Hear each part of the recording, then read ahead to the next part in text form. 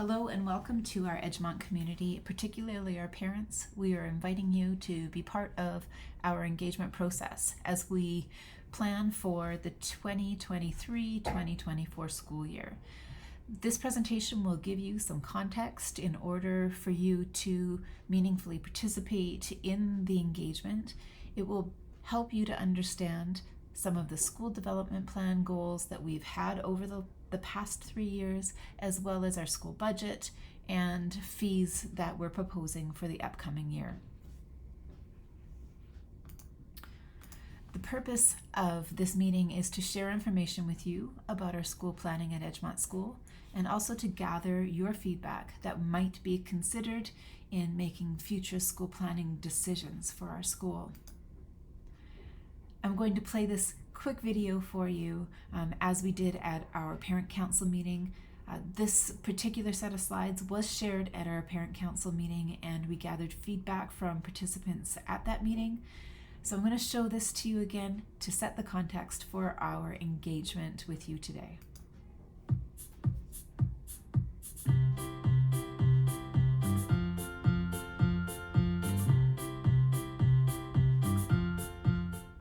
Each year, schools do planning work to improve and support student learning. School planning includes school development plans, school budgets, and school fees. Planning is informed by the CBE's education plan, which guides the work of all schools. Gathering thoughts and ideas from staff, students, and families is a key part of improving and supporting student learning. This video was developed to provide you with more information so you can participate meaningfully in the school planning process. School development plans are an important part of school planning. A school development plan is a 3-year action plan that outlines how student learning will be improved over time. At a minimum, the school development plan has goals in 3 areas: literacy, mathematics, and well-being. School development plans also provide a focused approach to improve student learning, allow staff, students, and parents to understand the strategies the school will use, and are an expectation from Alberta education. Each fall, school staff play a lead role in updating the previous year's school development plan to respond to the most recent school data and student achievement results, and feedback gathered in the previous school year from students, school councils, and families. The new plan is then shared each fall. You can find your school development plan on the About Us, Our School page of your school website. Families can also provide feedback on school budgets and school fees. Around 90% of all CBE funding comes from Alberta education. The remaining funding comes from other government sources, fees, sales, and services. By law, the CBE must submit a balanced budget every single year. The provincial government also has authority over how the CBE spends and receives its funding. Across the CBE, approximately 75% of our budget is allocated to staff salaries. At some schools, that number is even higher. This means 25% or less of a school's budget is available to spend on supplies and other resources. This is important to keep in mind when making suggestions for school budgets. The CBE only charges fees to cover the cost of providing goods or experiences to students, and in cases where there isn't government funding to cover these costs. At the school level, fees are charged to offer a variety of services and activities such as field trips, athletics, and special invited groups and guests. Schools are required by the Education Act and CBE policy to consult in setting new school fees for the next school year, approve school fees and post them on the CBE website before the school year begins, post a school fees report to parents outlining fees collected and related expenses from the previous year. This report can be found on school websites on the About Us, Our School page. Each year, schools will consult with families by outlining proposed activities for the upcoming year that may require a fee. Whether it's filling out an online survey or attending a school council or parent meeting, we encourage you to share your thoughts on school development plans, school budgets, and fees with your school when they ask. Your feedback will help them make better decisions for students.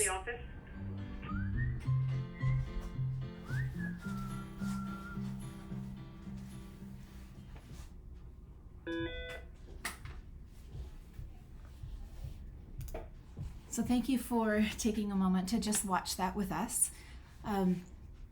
Our school development plan guides the assessment and review of goals and actions in our school. So our school development plan is the main driver for just about everything that happens in our school. We use it to direct our instructional strategies, our professional learning. We align our assessment when we notice that there are needs that our students are displaying. For example, learning gaps would be addressed specifically in strategies that are highlighted in our school development plan. Also, when we request money from our parent council, we do so in a way that aligns those requests for funding with instructional strategies that will benefit kids. We also use our school development plan to make decisions about which off-site activities and which on-site activities or residencies we will also include in the school. And it's important for parents to know that the best way to be involved in some of those decisions and to have a voice in the decisions that are being made before they're being made is to participate in school council meetings that happen about once every month at the school. Parents are automatically members of the school council and are encouraged to join us at those meetings and to ask questions about the things that are upcoming in the school. So we have 3 different goal areas, which was highlighted in the video. The first one is literacy, and over the last 3 years we've been focusing specifically on improving student writing, student achievement in writing. With staff this year, staff have continued their professional learning to identify writing outcomes that are connected to expository writing and focusing specifically on enhancing organization and clarity of student writing. In previous years, we have focused on narrative writing, and then last year we identified a learning need for our students that we needed to focus specifically on phonological awareness, as that was a gap that was made even more prominent by the pandemic and lack of opportunity for a lot of our kids to engage in learning that might have happened during those key learning years. This year with students, our staff have been building writing exemplars for them and with them. And what that means is that they have been showing students examples of what success looks like, or different degrees of success related to the writing tasks that they're taking up. And this allows students to be able to engage with a piece of writing and start to build and really internalize a success criteria that helps them to learn what they need to do in order to improve their own writing. So this has been an active process for both students and staff in clarifying their organization and clarity in relationship to expository writing. In math, we are in our year 2 of our school development goals with regards to math. Last year we worked a lot on math resiliency, recognizing that many of our students had quite low resiliency when it came to problem solving. So building up their math mindsets and their willingness to persevere through tough tasks was our focus for our school development plan last year. This year, we have really honed in on helping students to improve their mathematical reasoning skills. Alongside that, staff have also been building their understanding of developmental trajectories for mathematics and understanding how math development occurs in young children right up to grade 5. So with staff, they are clarifying and they're exploring and creating more purposeful questions that focus on expanding students' explanation and justification of their own work. So in doing this, it's really important that teachers are also able to recognize when students have learning gaps or when they've made connections between key math ideas. So that's where our developmental understanding of math and our professional learning related to that has come in. With students, staff have been using creative and purposeful questions that go beyond just gathering information or answering rote questions. They're probing their thinking and requiring students to explain and justify their thinking. You may have heard your students talk about building on each other's ideas or finding ways to respectfully disagree with a solution that's provided by another student. Our third goal area is well-being. And over the past 3 years of focusing in on well-being in our school development plan, we went from conflict resolution in the first year to resiliency in the second year. Post-pandemic, this was an overall need, not just a need in math. And this year we have focused back on making connections between students in the building, between students and adults in the building, really building the sense of belonging in our school environment.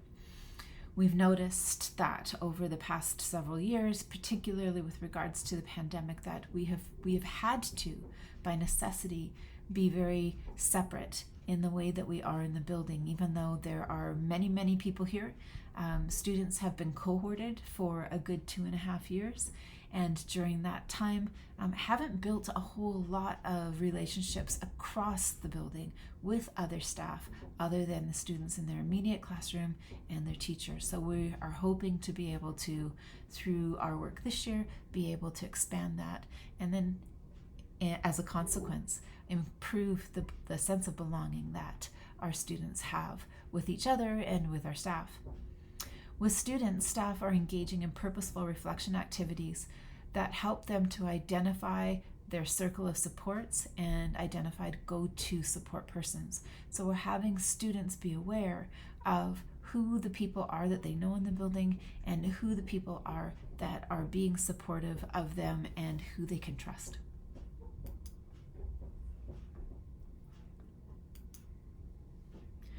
The next section in our presentation to council was on our school budget. So our school budget, our school received just over $3.8 million last year to provide quality education to our students and meet the goals of our school development plan. It's important to note that at least 75% of the budgeted funds cover staffing, and the remainder is left to cover instructional and operational supplies. As you'll see in the next slides, that it's actually greater than that. We use greater than 75% of our funding to cover staffing.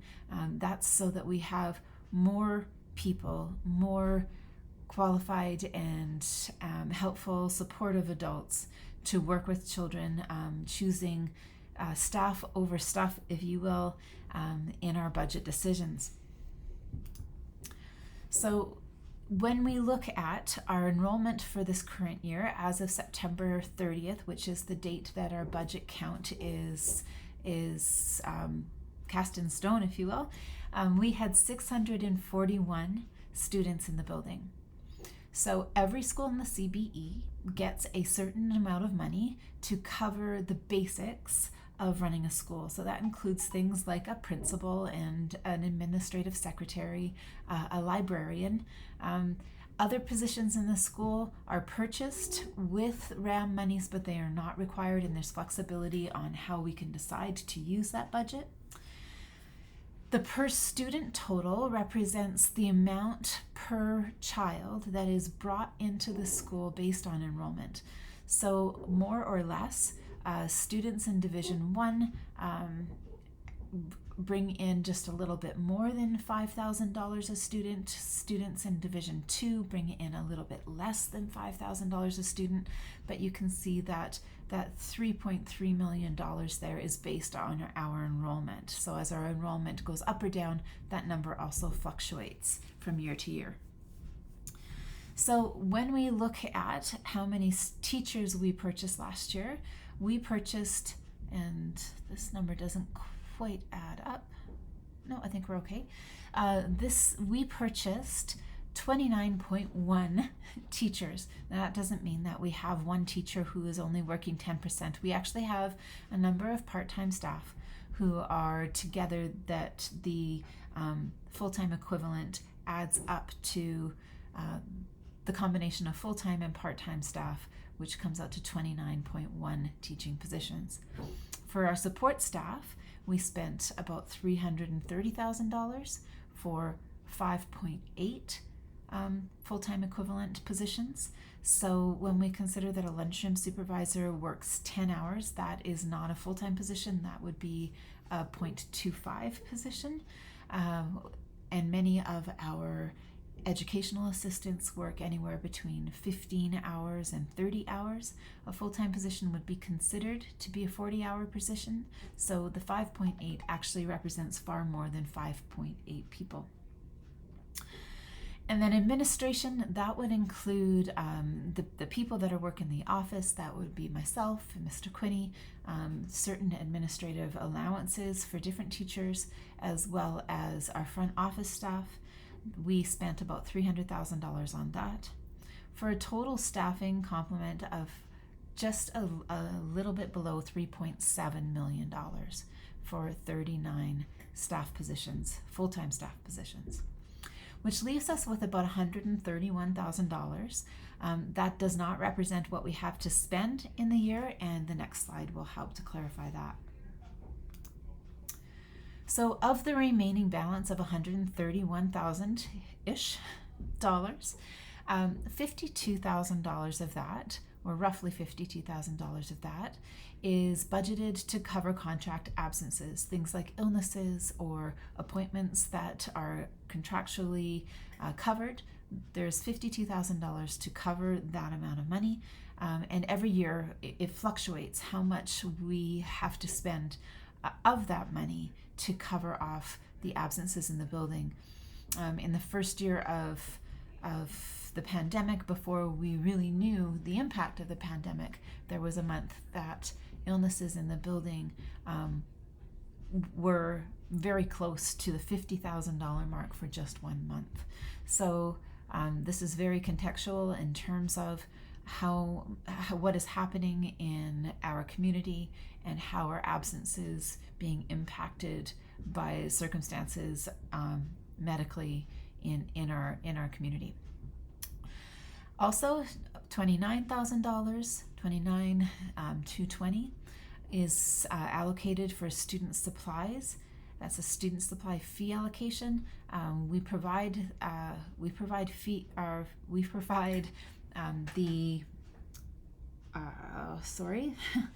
we provide all of the school supplies for students, and that money is set aside for that purpose, leaving us with about $50,000, just a little bit below $50,000 in operational expenses. Now that's only about $5,000 per month. And when we consider that copy charges for our school, a school our size, are nearly $2,000 a month, you can see that $3,000 left over doesn't go very far in a school of 641. So the remaining $3,000 a month we would use on staff development, replacing any technology that we need to replace, any resources in the classroom or the learning commons or elsewhere in the school, any specialized assessments that need to be done that require a paraprofessional or professional to do those assessments, any site-based improvements or furniture.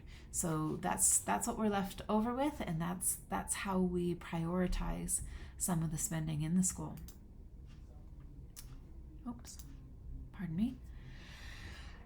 One of the sources that we have for things that we want to bring into the school that could not be covered or aren't covered by our budget is to charge school fees. And school fees are charged on a cost recovery basis, meaning that we don't build in a profit into those fees.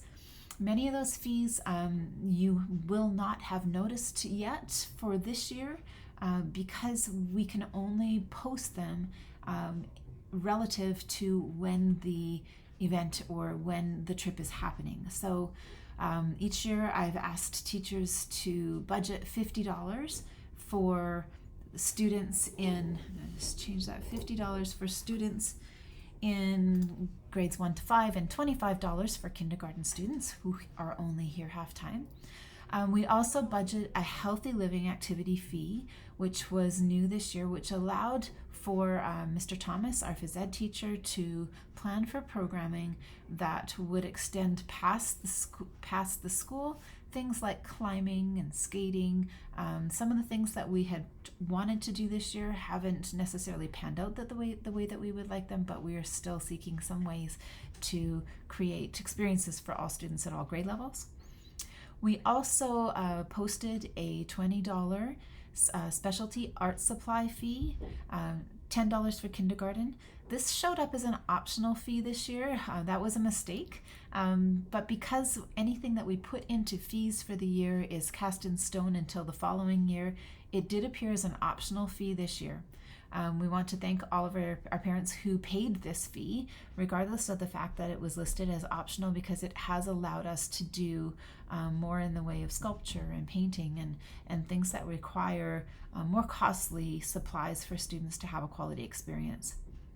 And then the final category there was an athletic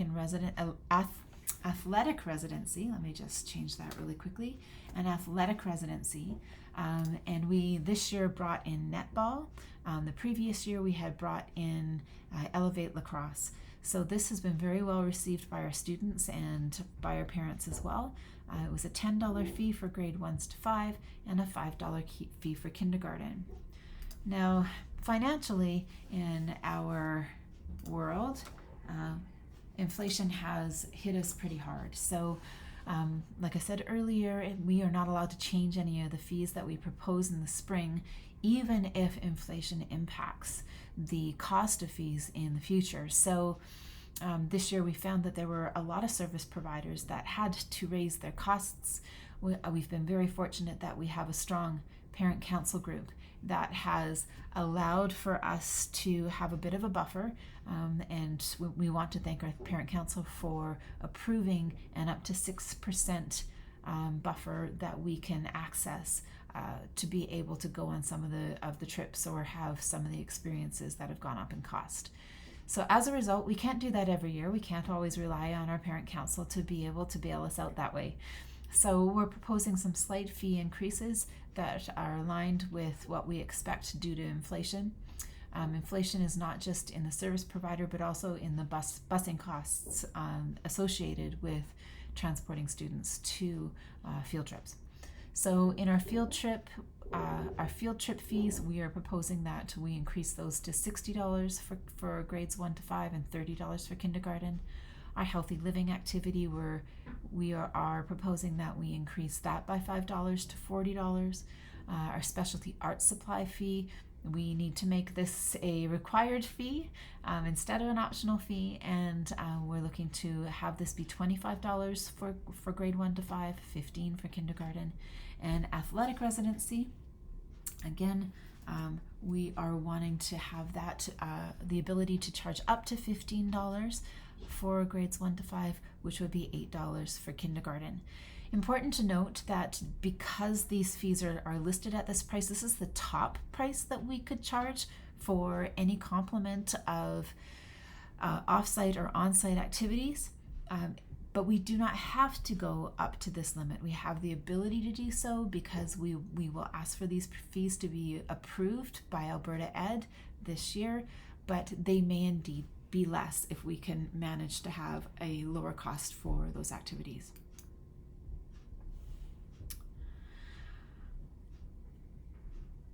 On this slide, and these slides will be available on our school council page of our school website, you will be able to go in and click on these links provided here to see a list of all of the fees that were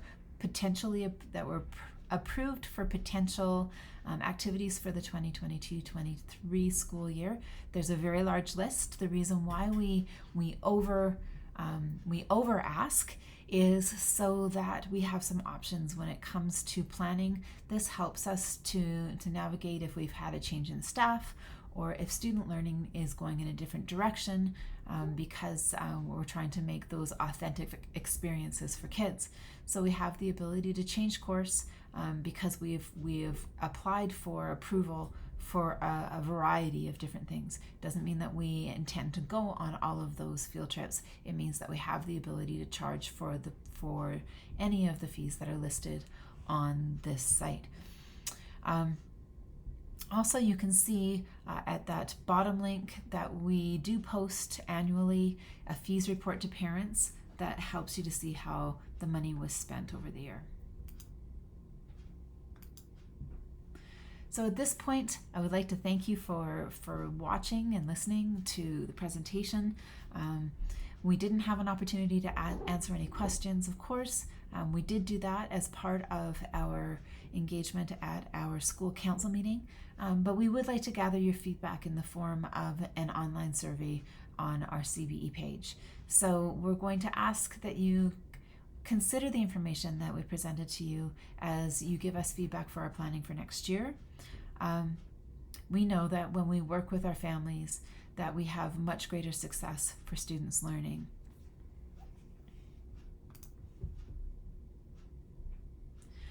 One of the questions we're asking is, what is the best way to share our progress towards our school development plan goals? We try to share this in a number of different ways, but of course it would be lovely if we could reach more folks with this information. So we're asking you to give us some feedback on whether it's best to have that information go out by a website, by a school council meeting, or Google Classroom, and there is room on the survey to provide some written response as well if you've got a wonderful idea that we could incorporate. We're also asking whether you think that your child's learning can benefit from the goals, actions, and resources in the school development plan. Our school development plan can be found on our website, and you'll find a link to that in the survey that we're going to ask you to fill out if you want to reference it. We're also asking whether you think all of the learning of all the students in the school is reflected and prioritized in the goals, actions, and resources of our school development plan. For our budget, we would like to know whether or not you agree that the school is providing experiences that are important for children's learning. And we'd also like to know whether you think that the prices that we're proposing are reasonable for you and your family. The information that we collect from the engagements will be shared, and here's a few key dates for us. The summary and feedback gathered at the council meeting will be shared by spring break, as will the meeting evaluation summary be shared by spring break.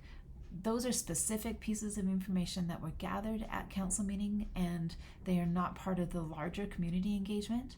The feedback from our community engagement for March 17th to 31st will actually be posted by April 14th, so that you can go back and see what were the results of that survey. And then, of course, we will share information about our school development plan at our October 2023 school council meeting.